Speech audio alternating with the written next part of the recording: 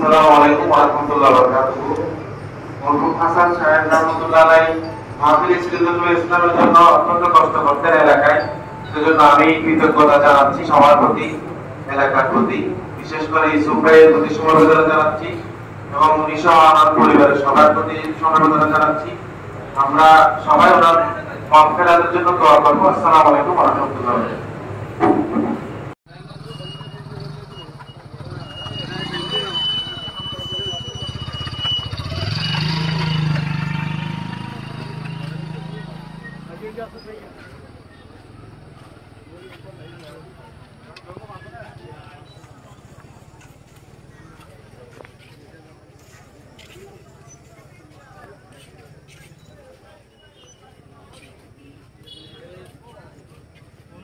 দেখেন না আসা না ওর ছেলে